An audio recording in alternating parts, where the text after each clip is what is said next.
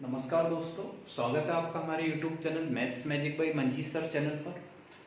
दोस्तों, आज ये अनुपात और समानुपात का तीसरा लेक्चर है जिसमें हम टाइप बी के क्वेश्चन को डिस्कस करेंगे। एक बार जिन लोगों ने हमारे चैनल को सब्सक्राइब नहीं किया है तो सबसे पहले वो चैनल को सब्सक्राइब करें। तो आइए स्टार्ट करते हैं आज का question number first. Question number first, 6200 रुपये को 3 पार्ट में डिवाइड करना है जिनके बीच में जो रेशियो है वो 1/2, रेशियो 1/3 और 1/5 ये रेशियो है। तो पूछ रहा है कि प्रत्येक भाग की राशि बताइए। तो सबसे पहले फ्रेंड्स क्या करना होगा, अगर इसको बेसिक मेथड से सॉल्व किया जाए तो इनकी जो डिनोमिनेटर है उनका एलसीएम लेना होगा। तो डिनोमिनेटर का जो एलसीएम आएगा वो 30। तो ऐसा करने पर इनके सारे डिनोमिनेटर में 30 का मल्टीप्लाई करेंगे तो जो रेशियो निकल के आएगा 2 का और डिवाइड करेंगे यहाँ तो 15/10/6। उस केस में अगर हम इन तीनों को ऐड करें तो 15 और 10 25 और 6 31 यूनिट बनेगी। 31 यूनिट की वैल्यू जो क्वेश्चन में दी हमें वो 6200 दी है। तो 1 यूनिट की वैल्यू फ्रेंड्स 200 हो जाएगी। अब हमें ये बताना है कि प्रत्येक भाग की राशि क्या होगी। तो 3 पार्ट जो है वो ये है। तो यहाँ से अगर हम तीनों की वैल्यू फाइंड आउट करेंगे तो पहला वाला पार्ट जो 15 यूनिट का है उसकी वैल्यू 3000 निकलेगी। दूसरा वाला पार्ट जो है वो 10 यूनिट का है तो इसकी वैल्यू 2000 निकलेगी। और तीसरा वाला पार्ट जो 6 यूनिट का है उसकी वैल्यू 1200 निकलेगी। और ये हमारे क्वेश्चन का आंसर होगा।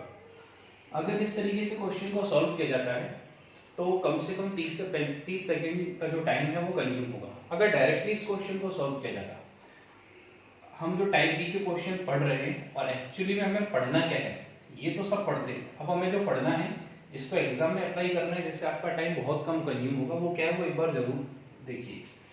यहाँ क्या है कि जो 3 लोग हैं उनके बीच में जो रेशियो है वो ये जनरेट हो रहा है। अगर आप यहाँ ध्यान से देखेंगे इन दोनों की जो बीच का रेशियो निकलेगा वो 3:2 निकलेगा। अगर 3 का यहाँ क्रॉस मल्टीप्लाई करेंगे 3 और यहाँ जाएगा तो 2। इसका मतलब ये हुआ कि स्टार्टिंग में जो दो वैल्यू दी है उनके बीच का रेशियो 3:2 होना चाहिए। अगर हम क्वेश्चन के इसी पार्ट से सीधा ऑप्शन के पास जाएं तो ये तो आंसर हो नहीं सकता क्योंकि इनके बीच में 3:2 नहीं, इनके बीच में भी 3:2 नहीं और इनके बीच में भी 3:2 नहीं। तो डायरेक्टली हम अपने क्वेश्चन का आंसर क्या ले सकते हैं, आंसर डी आएगा। अगर 3:2 इस ऑप्शन के अलावा किसी और ऑप्शन में भी मैच कर जाता तो हम इसके सेकंड पार्ट पे चले जाते। सेकंड पार्ट पे अगर हमें जाना होता तो इसके और इसके बीच में जो रेशियो जनरेट होगा वो 5 और 3 जो दूसरा पार्ट है वहां रेशियो क्या बनेगा 5:3। तो 3:2 अगर मैच होता तो हम एक बार ये देख लेते हैं कि 5:3 कहाँ जनरेट हो रहा है।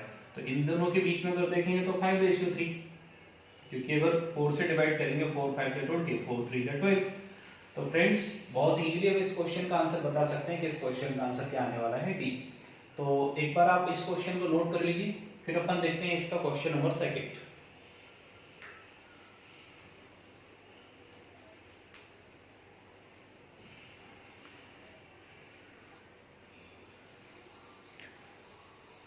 चलिए तो हम क्वेश्चन नंबर सेकंड पे डिस्कस करते हैं।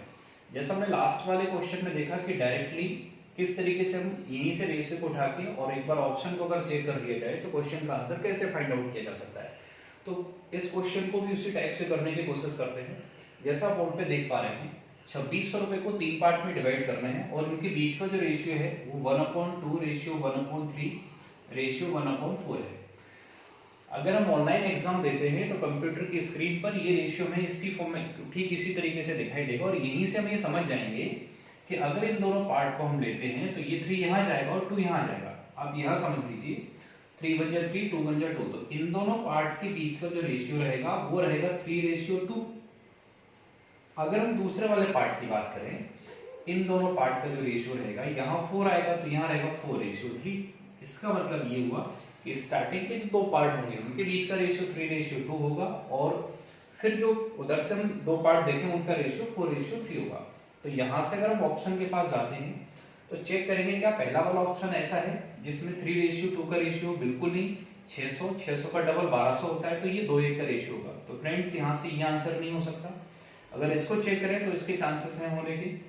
अगर ये चेक किया जाए इसको अगर आप 200 से डिवाइड करोगे तो इन दोनों के बीच में 3 और 4 का रेशियो जनरेट हो रहा है जो नहीं हो सकता। और इसको भी अगर चेक करेंगे तो इन दोनों के बीच में भी 4 और 3 का रेशियो 200 से डिवाइड करेंगे तो ये 4 बार और ये 2 बार 3 बार। तो यहाँ जो रेशियो जनरेट होगा वो 4:3 जनरेट होगा। तो यहाँ से एक चीज क्लियर है कि कि इस क्वेश्चन का जो आंसर आएगा वो आएगा बी। एक बार आप फिर से समझ सकते हैं, इन दोनों पार्ट का जो रेशियो है वो 3:2 इसीलिए होगा क्योंकि 3 का क्रॉस मल्टीप्लाई यहाँ होगा, 2 का क्रॉस मल्टीप्लाई यहाँ होगा। तो ऐसे कौन से ऑप्शन हैं जिनमें स्टार्टिंग के दो पार्ट 3:2 का रेशियो बता रहे हैं? तो यहाँ से अगर अपन अच्छे से चेक कर पाए, इन दोनों के बीच में रेशियो जो आएगा वो 2:1 का आएगा, इन दोनों के बीच में जो रेशियो आएगा वो 3:2 का आएगा, इन दोनों के बीच में जो रेशियो आएगा अगर आप डिवाइड करोगे 200 से तो ये 3 और 4 का रेशियो आएगा, और यहाँ जो उल्टा रेशियो हो जाएगा 4 और 3 का। तो यहाँ से हम डायरेक्टली बता सकते हैं कि हमारे क्वेश्चन का आंसर बी होगा। अगर किसी भी तरीके से हम ऑप्शन से क्वेश्चन को सॉल्व नहीं कर पा रहे हैं तो एक बार इस क्वेश्चन को दूसरा क्या मेथड रहेगा, किस तरीके से सॉल्व कर सकते हैं, तो एक बार उसको भी देख लेते हैं। यहाँ हम देखेंगे कि 2, 3 और 4 ये डिनोमिनेटर में, तो इनका एलसीएम 12 आएगा, 12 आएगा, और 12 का मल्टीप्लाई अगर हम तीनों जगह ऊपर करेंगे तो इनके बीच में जो निकल के आएगा वो 2 का डिवाइड करेंगे तो 6, 3 का डिवाइड करेंगे तो 4, और नीचे 4 का डिवाइड करेंगे तो 3। 6, 4, 10 और 3 13, हमारे पास टोटल 13 यूनिट हो गए। 13 यूनिट की जो वैल्यू दे रखी है वो हमें 2600 रुपए दे रखी है, तो यहाँ से 1 यूनिट की वैल्यू 200 हो जाएगी। इस 200 का मल्टीप्लाई इन तीनों रेशियो में करोगे, 6 में, 4 में, 3 में, तो हमें जो अमाउंट मिलेगा 6 वाले का अमाउंट हमें मिलेगा 1200 रुपए, 4 वाले का अमाउंट हमें मिलेगा 800 रुपए, और 3 वाले का अमाउंट मिलेगा हमें 600 रुपए। तो यहाँ से क्लियर हो जाएगा कि इस क्वेश्चन का आंसर बी निकलेगा। चलिए आते हैं क्वेश्चन नंबर 3 पर। आप चाहे तब तक इसको नोट कर सकते हैं, फिर डिस्कस करते हैं क्वेश्चन नंबर 3 पे।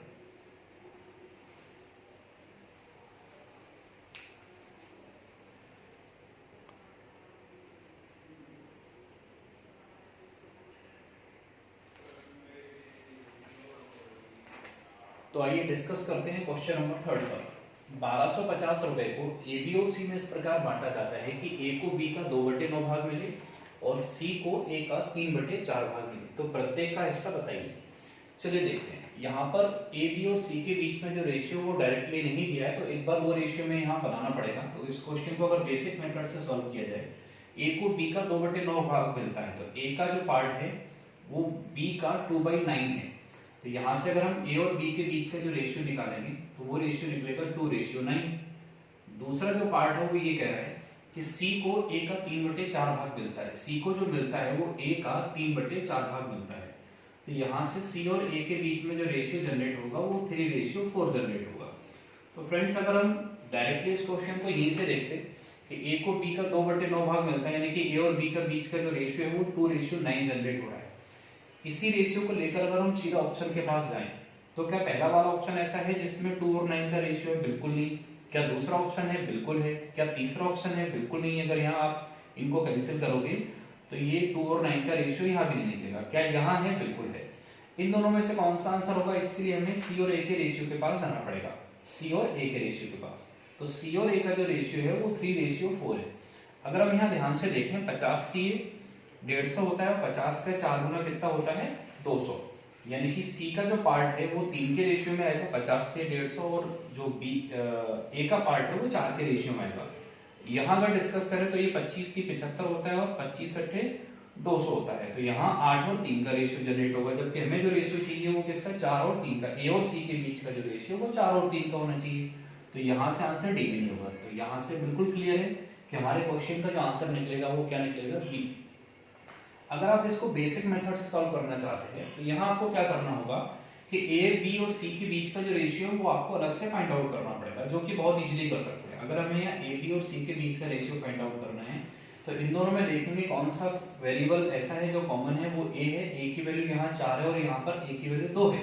तो इसको भी अगर हम 4 बना लें तो यहाँ भी मल्टीप्लाई हमें 2 का करना पड़ेगा और यहाँ भी मल्टीप्लाई 2 का करना पड़ेगा। उस केस में ए का जो रेशियो है वो 4 रहेगा, बी का जो रेशियो वो कन्वर्ट हो जाएगा 18 हो जाएगा, और सी का जो रेशियो वो 3 हो जाएगा। ऐसा अगर करते हैं तो 18 3 21 और 4 25 होता है, 18 और 4 22 और 3 25, ऐसा भी कर सकते हैं। 25 यूनिट की वैल्यू हमारे पास 1250 है, 1 यूनिट की वैल्यू हमारे पास 50 हो जाएगी। और यहाँ हमने ए, बी और सी तीनों के रेशियो फाइंड आउट किए हुए हैं, तो इस वैल्यू को उठा के अगर यहाँ पुट करेंगे तो 50 का 4 में अगर मल्टीप्लाई करेंगे तो 200, 18 और 50 का मल्टीप्लाई करेंगे तो 900, और 50 और 3 का मल्टीप्लाई करेंगे तो 150। तो जिसको ऐसा लगता है कि ऑप्शन से करने में भी शुरुआत में अगर कोई प्रॉब्लम आ रही है तो आप इस मेथड से भी कर सकते हैं, बट आप ये बात कंफर्म मान के चलिए अगर आपको एसएससी, बैंक, स्पेशली रेलवे, अगर ऐसे एग्जाम आप क्रैक करना चाहते हो तो ये जो छोटे क्वेश्चन है या बहुत ज़्यादा टफ लेवल के क्वेश्चन नहीं है, यहाँ से आपको टाइम सेव करना होगा। और ये टाइम वो सके देना पड़ता है जहाँ पर बहुत सारे क्वेश्चन ऐसे आते हैं जहाँ आप ऑप्शन के साथ में जा ही नहीं सकते हैं, तो ऐसे क्वेश्चंस के लिए हमें टाइम सेव करके रखना पड़ेगा। तो चलिए डिस्कस करते हैं क्वेश्चन नंबर 4 पर।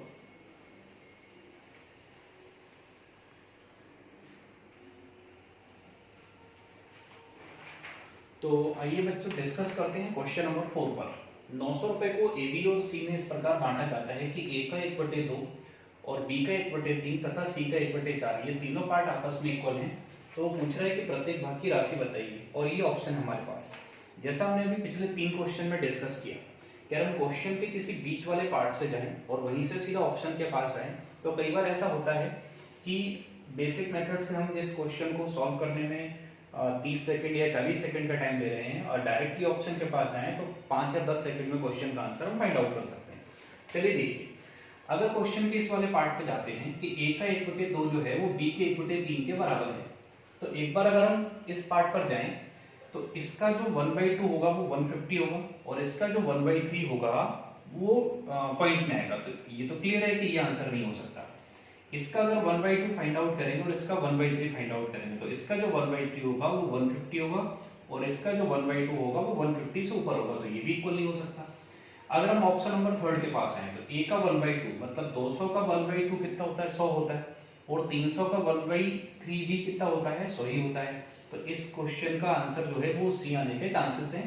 एक बार ऑप्शन डी को देखना पड़ेगा। a का 1/2 यानी कि 400 का जो 1/2 होगा वो 200 होगा और b का 1/3 यानी कि 150 का 1/3 50 होगा, तो ये दोनों पार्ट इक्वल नहीं हो रहे। तो क्वेश्चन को अगर इन ऑप्शन की हेल्प से अगर आप करोगे तो इस क्वेश्चन का आंसर निकालने के लिए हमें 5 या 10 सेकंड से ज़्यादा का समय नहीं लगेगा। तो आप समझ पा रहे होंगे कि इस टाइप के क्वेश्चन सॉल्व करने के लिए हमें डायरेक्टली ऑप्शन के पास जाना ही होगा, नहीं तो जिस क्वेश्चन को सॉल्व करने में हमें केवल 5 या 10 सेकंड का टाइम लग रहा है उस क्वेश्चन को सॉल्व करने के लिए हम 45 से 50 सेकंड का टाइम वेस्ट करेंगे। बेसिक मेथड से अगर आप इस क्वेश्चन के पास जाना चाहते हो तो आपको क्या करना होगा, a का 1/2, b का 1/3 और c का 1/4, ये तीनों पार्ट इक्वल हैं। तो इसके लिए आपको क्या करना पड़ेगा, इन सब के बीच का रेशियो फाइंड आउट करना पड़ेगा।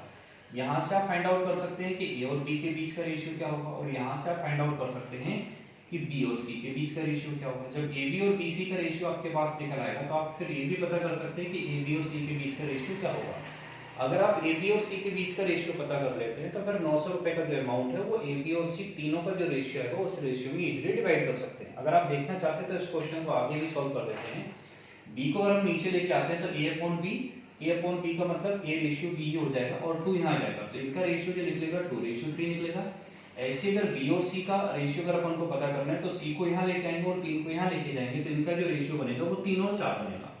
हमने रेशियो एंड प्रोपोर्शन की पहली क्लास में डिस्कस किया था कि अगर यहाँ पे ये वेरिएबल कॉमन है तो फिर एक बार ये देखो कि कॉमन वेरिएबल की वैल्यू भी अगर कॉमन है तो रेशियो चेंज नहीं होता है।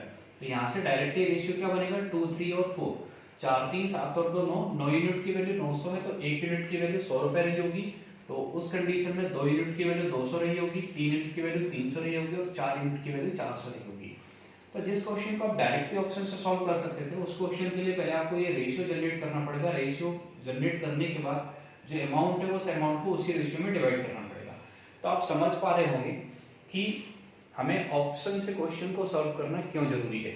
आइए अगला क्वेश्चन लेते हैं, इससे और अच्छे से क्लियर होगा कि ऑप्शन की जरूरत कहाँ पड़ती है और किस तरीके से क्वेश्चन को ऑप्शन से सॉल्व जल्दी किया जा सकता है।